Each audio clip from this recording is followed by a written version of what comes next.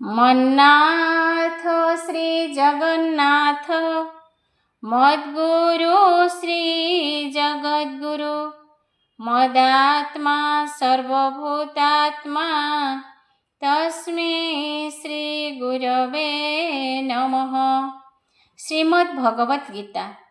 संसारर दुख को नाश करिबा पाई गीता ठारू बड़ी ज्ञान आउ किछि नाही। आसंतु शुणिबा गीता पाठ। चतुर्दश अध्याय गुणत्रय विभाग योग।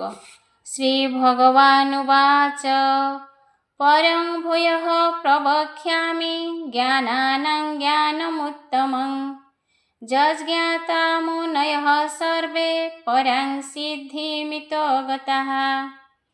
सर्वज्ञानर जे प्रधान जे ज्ञाने परमात्मा ध्यान समस्त मुनि जानी जाहा सिद्धि लभन्ति मोहिताः। वशिष्ठ आदि मुनि माने तत्व पाइले जेउ ज्ञाने सेहि उत्तम ज्ञान तत्व कहिबि शुण वीर पार्थ।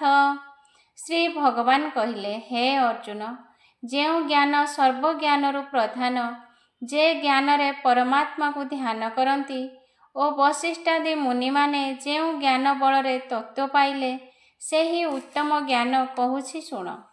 इदं ज्ञानमुपाश्रित्य मम साधर्म्यमागताः स्वर्गेऽपि नोपजायन्ते प्रलये न व्यथन्ति च। मम जोनिर्महद्ब्रह्म तस्मिन् गर्भं दधाम्यहम् सम्भव सर्वभूतानां तत्त्व भवति भारत।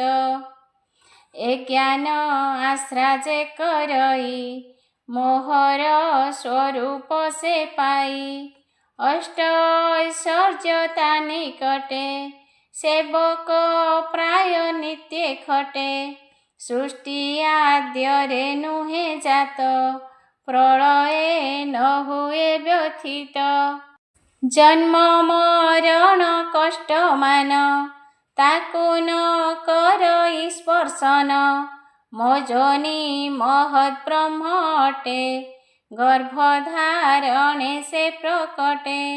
मोर विशाल माया पार्थ ढांकी रखिछि ए जगत जगत सृष्टिर निमित्त प्रकृति ठारे दिए सत्व।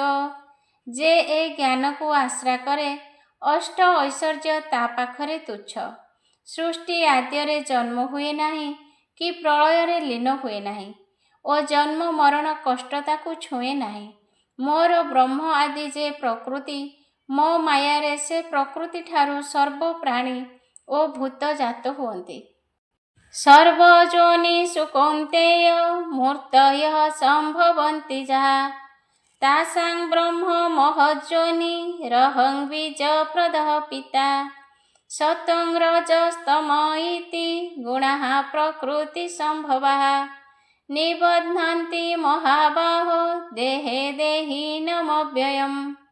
बीजस्वरूपे ताः मुहि प्रकृति क्षेत्ररे रोपई तहिरु एहि सर्वभूत अक्लेशे हुअन्ति सम्भूत।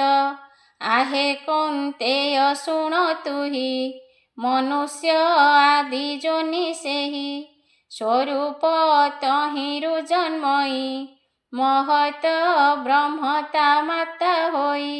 मु बीज दाता जेणु तार जनक नाम अटे मोर। सत्वर जतम त्रिगुण प्रकृति ठारू ए जन्म जे धर्म प्राण साधु धीर सेहि ए प्रकृतिर पर। त्रिगुण बसरे रखन्ति सत्य भाव को से धरन्ति। मनुष्यादि स्वरूप तहिरु जन्मे सेहि महत् ब्रह्म माता ओ क्षेत्र।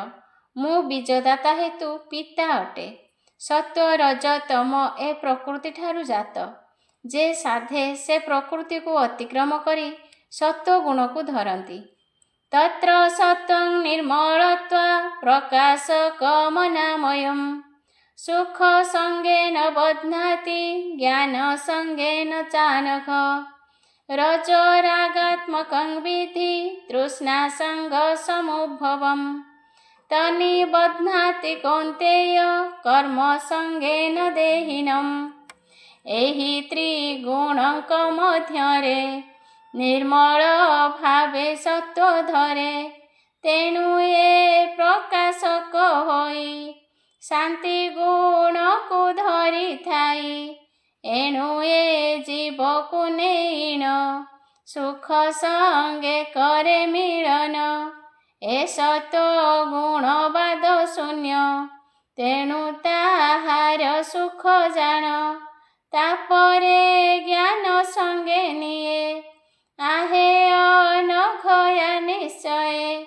ଯେ ଦ୍ରବ୍ये ଆଗ୍ରହ ଜନ୍ମଇ ତୃଷ୍ଣା ତାହାର ନାମ ହୋଇ। ଯେବେ ଦ୍ରବ୍ୟରେ ଲୋଭ ହୁଏ ତାହାକୁ ଆସକ୍ତି ଯେ ହୁଏ। ଏହି ତ୍ରିଗୁଣ ମଧ୍ୟରେ ସତ୍ୱଗୁଣ ନିର୍ମଳ ଓ ଶ୍ରେଷ୍ଠ ଅଟେ। ଏହି ସତ୍ୱଗୁଣ ବାଦଶୂନ୍ୟ ଓ ଶାନ୍ତିପ୍ରିୟ, ସର୍ବଦା ଆନନ୍ଦ ସୁଖ ଓ ସ୍ୱଚ୍ଛ ଜ୍ଞାନ ଦିଏ। ତୃଷା ଓ ଆସକ୍ତି ଏ ଦୁହେଁ ରଜଗୁଣରୁ ଜାତ। ଅପ୍ରାପ୍ତ ଦ୍ରବ୍ୟ ପାଇବା ଓ ପ୍ରାପ୍ତ ଦ୍ରବ୍ୟ ସାଇଥିବା ଦ୍ୱାରା କର୍ମବନ୍ଧନରେ ପଡ଼ି ମୋହିତ ହୁଅନ୍ତି। ତମସ୍ତ ଜ୍ଞାନଜଂ ବିଦ୍ଧି ମୋହନଂ ସର୍ବଦେହିନାଂ ପ୍ରମାଦାଳସ୍ୟ ନିଦ୍ରାଭିସ୍ତନ୍ନିବଧ୍ନାନ୍ତି ଭାରତ। ତୃଷ୍ଣାସକ୍ତି ବେନିଗୁଣ ରସାତ୍ମକ ରଜରୁ ଜନ୍ମ।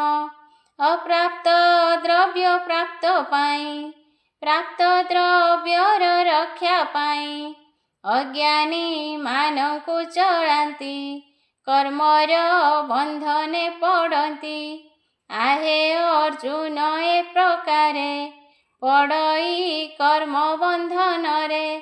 ପ୍ରଧାନ ଶକ୍ତି ପ୍ରକୃତିର ତମ ଅଟଇ ମାୟା ଘୋର।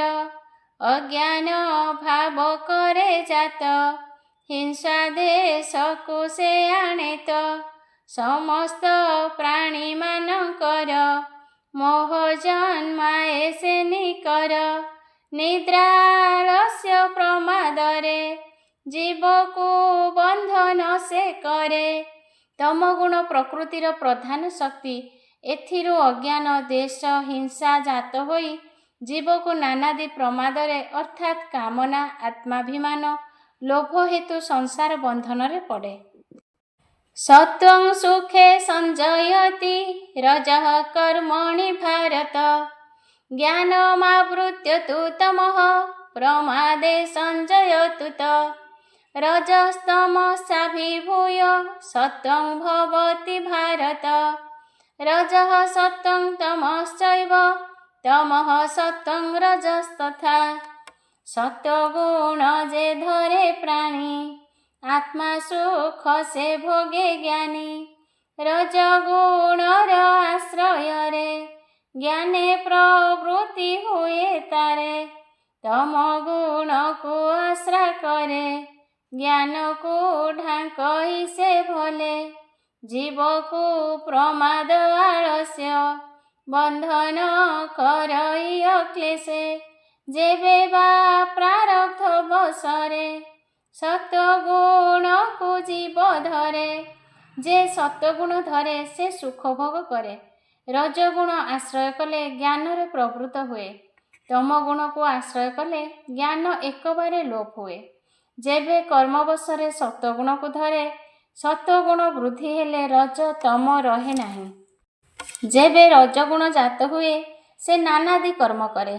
ଯେବେ ତମଗୁଣ ବଢ଼ିବ ତେବେ ସତ୍ୱ ଓ ରଜ ନିଦ୍ରା ଆଳସ୍ୟ ମୋହ ଦ୍ୱାରା ଢାଙ୍କି ହୋଇଯିବ। ସର୍ବଦ୍ୱାରେଷୁ ଦେହେସ୍ମିନ୍ ପ୍ରକାଶ ଉପଜାୟତେ। ଜ୍ଞାନଂ ଯଦା ତଦା ବିଦ୍ୟା ଦ୍ୱିବୃଦ୍ଧଂ ସତ୍ୱମିତୁ ତ।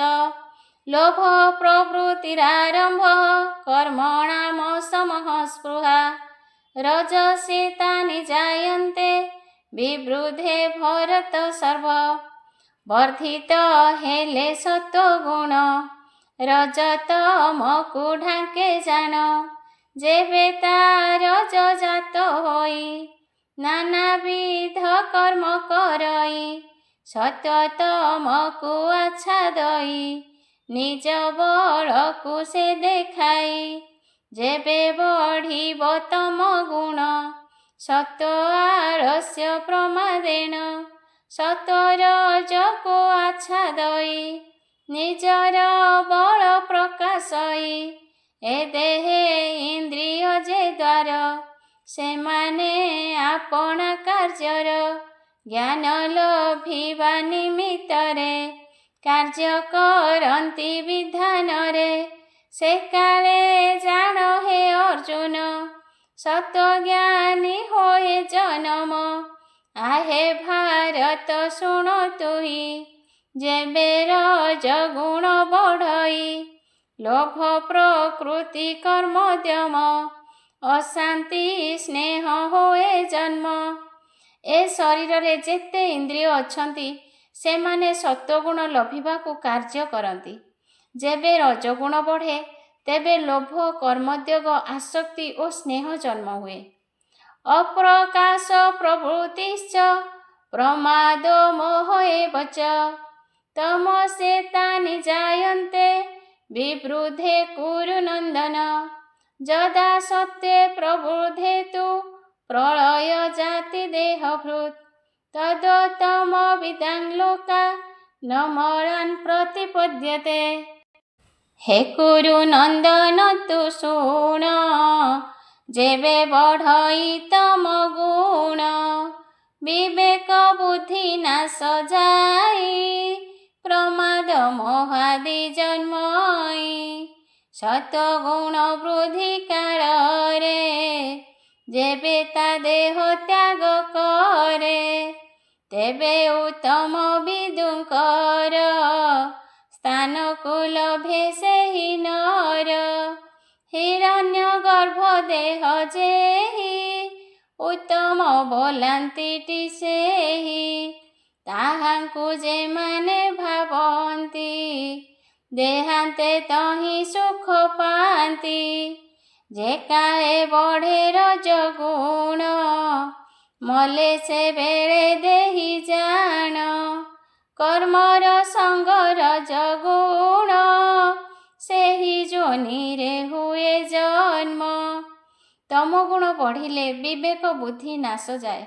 मोह प्रमाद जन्म हुए सत्वगुण वृद्धि बेले देह त्याग हेले से उत्तम स्थान अथवा हिरण्यगर्भ प्राप्त हुए रजसी प्रलयं गत्वा कर्म संगी सुजायते तथा प्रलीनस्तमसि मूढ़ जोनि सुजायते कर्मण सुकृत स्याहु सात्विकं निर्मलं फलं रजसस्तु फलं दुःख मज्ञानं तमसः फलं रजर लक्षण एमंत जीवकु करे कर्मासक्त सत्कर्मे मति जार थाई उत्तम जोनि से लभई असत्कर्म रे थिले मन लभई मंद जोनि जान जे काले तम वृद्धि हुए से काले जेबे जीव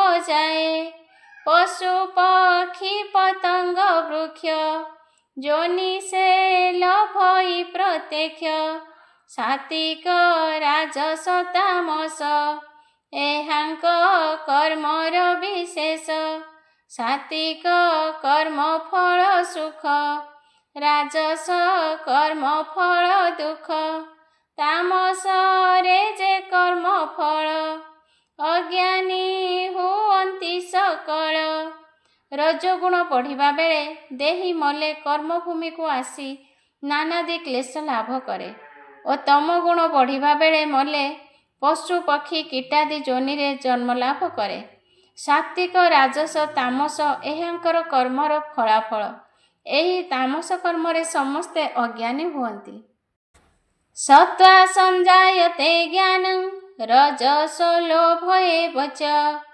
प्रमादमोहौ तमस भवत ज्ञानमेव च सात्विक सत्य पथे चले निर्मल सुख शांति मिले राजस पापर मिश्रित अल्प सुख दुख अधिक तामसे अज्ञान बढ़ई केवल दुख भोगे सेही सत्यरु ज्ञान जनमयी निर्मल सुख शांति पाई रजरु लोभ जात होई बढ़िण दुख से दियई प्रमाद मोह मिथ्या ज्ञान तमरु जन्मंती मान भवबंधने पड़ी रहे जन्म मरण सहु थाए सत्वगुणरु ज्ञान जन्म होई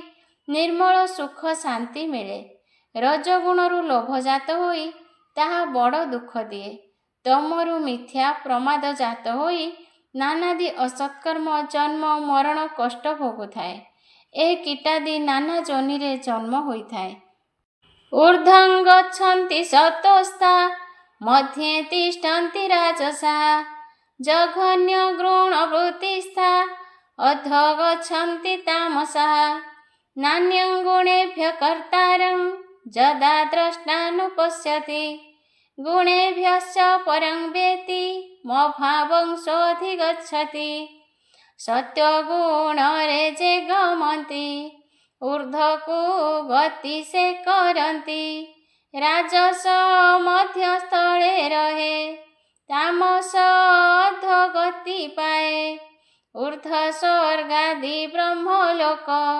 मध्य पृथ्वी मने रख अध पाताल सप्तपुर आवर शुण पार्थ वीर से बेले द्रष्टा करे ज्ञान गुण व्यतीत नाही आन के पुणी कर्ता पणे थांती आत्मा तो निर्गुण अटंती विवेक बुद्धि प्रभावरे जीव जा भावे से कालरे ଯେଉଁମାନେ ସତ୍ୱଗୁଣୀ ସେ ମଲେ ଊର୍ଦ୍ଧ୍ୱଗତି କରନ୍ତି ରଜଗୁଣୀ ମଧ୍ୟସ୍ଥାନରେ ରହେ ଓ ତମଗୁଣୀ ଅଧୋଗତି ପାଏ ଯେଉଁ ସମୟ ଦ୍ରଷ୍ଟା ଜ୍ଞାନ କରେ ଗୁଣ ବ୍ୟତୀତ ଅନ୍ୟ ନାହିଁ ଆତ୍ମା ତ ନିର୍ଗୁଣ କିଏ କର୍ତ୍ତା ଏହା ବିବେକ ବୁଦ୍ଧି ବଳରେ ଚିନ୍ତା କରି ମୋର ବ୍ରହ୍ମସ୍ୱରୂପ ପ୍ରାପ୍ତ ହୁଏ ଗୁଣାନେତାନତୀତ୍ୟତ୍ରିନ୍ ଦେହି ଦେହ ସମୁଭବାନ୍ जन्म मृत्यु जरा दुखे विमुक्त मृतमश्नुते अर्जुन उवाच किलिङ्गे स्त्रीन् गुणानेता नतीतो भवति प्रभो किमाचरः कथं चैतां स्त्रीन् गुणानतिवर्तते से बेले तार बुद्धि ज्ञान समूले हुए मोहमान मोर स्वरूप ब्रह्म सेहि से बेले प्राप्त हुई वेदांते सिद्धि अच्छी होई ब्रह्मविद ब्रह्मत्व पाई एसबु गुण हे अर्जुन देहर उत्पत्ति कारण जरा मरण दुख मान सुख भोग को विनाशिण देहिता बळी जाए जेबे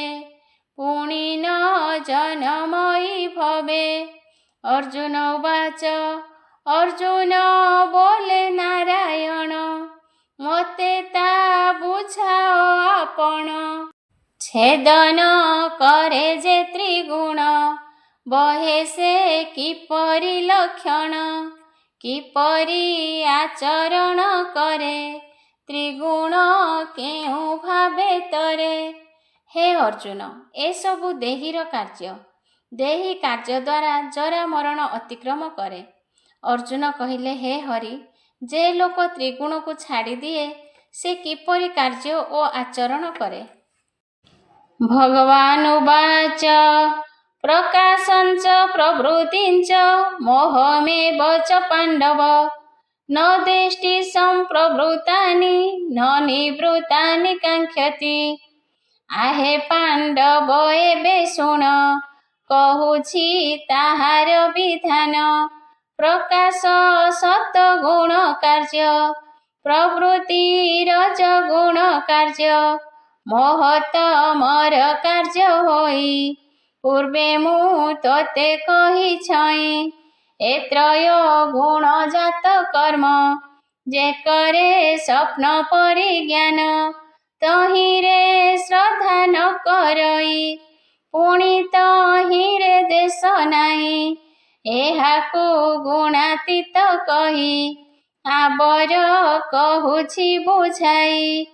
श्रीकृष्ण कहिले हे अर्जुन सत्वगुणर कार्य प्रकाश प्रवृत्ति रजगुणर कार्य मोह तमगुणर कार्य ए तीनिरे जे श्रद्धा करे नाही कि द्वेष भी करे नाही एहाकु गुणातीत कहନ୍ତି।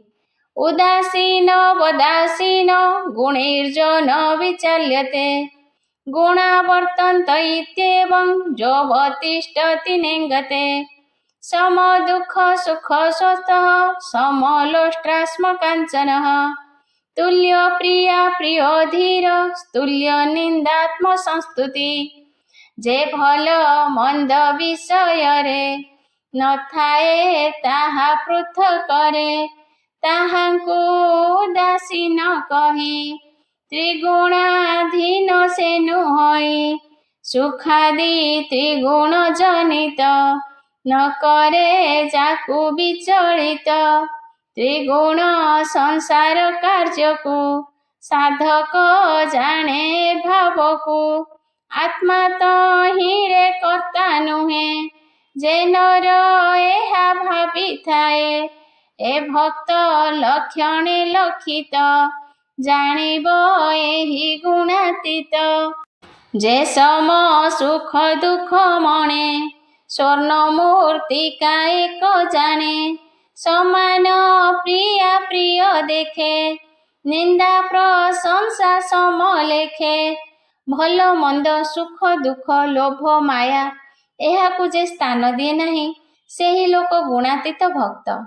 जे दुख ओ सुख को समान ज्ञान करे सुना ओ गोड़ी को समान देखे निंदा ओ प्रशंसा को समान मणे धीर एवं निजर निंदा ओ प्रशंसारे समान ज्ञानी से गुणातीत अटंती। मानापमानयस्तुल्य स्तुल्य मित्रारिपक्षयः सर्वारंभ परित्यागी गुणातीतः स उच्यते। मांच जो व्यभिचारेण भक्ति योगेन सेवते सगुणान् समतीत्येतान् ब्रह्म भूयाय कल्पते।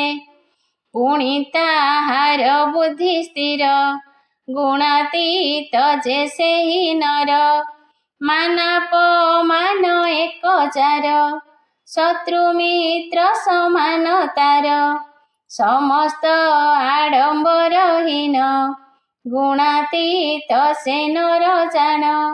अटल भक्ति रे जे नर से बई मोहर पयर त्रिगुण अतिक्रमा सेहि मुक्ति रे भाजन होई। ଯାହାର ପ୍ରିୟ ଅପ୍ରିୟ କିଛି ନଥାଏ ଶତ୍ରୁ ଓ ମିତ୍ରକୁ ସମାନ ଭାବରେ ଦେଖେ ସେ ଆଡମ୍ବରହୀନ ଗୁଣାତୀତ ଭକ୍ତ ଅଟେ। ଯେ ଅନ୍ୟ ଆଡ଼େ ମନ ନ ଦେଇ ଅଟଳ ଭକ୍ତିରେ ମୋତେ ଭକ୍ତି କରେ ସେ ତ୍ରିଗୁଣାତୀତ ଭକ୍ତ ମୁକ୍ତି ପାଏ। ବ୍ରହ୍ମଣ ହି ପ୍ରତିଷ୍ଠା ମମୃତସ୍ୟାବୟସ୍ୟ च शाश्वतस्य च धर्मस्य सुखसैकान्तिकस्य च। मतहु ब्रह्म नुहे भिन्न ब्रह्म प्रतिमा मते जान। सूर्यर जेतेक किरण एकत्रे से सूर्य प्रमाण। सूर्य किरण एक जान सगुण निर्गुण मु ब्रह्म मु नित्य युक्त मोक्ष दाता अक्षय धर्म मो प्रतिष्ठा। तेणु मु शुद्ध सत्य रूपी अक्षय सुख सीमा व्यापी ए भावे भजे से एकांते ब्रह्म तो लभई निश्चिंते जे मते भक्ति करती त्रिगुण मायारु तरंती ब्रह्म जे मुहि से मु मोक्ष जात सगुण निर्गुण ब्रह्म मु शुद्ध सत्य रूपी जे ए भावरे भजे से भक्त मते पाए। इति श्री महाभारते शतसाहस्र्यां संहितायां वैयासिक्यां भीष्म पर्वणि श्री भगवद्गीता उपनिषत्सु ब्रह्म विद्यायां योगशास्त्रे श्रीकृष्णार्जुन संवादे गुणत्रय विभाग योग नाम 14 अध्याय।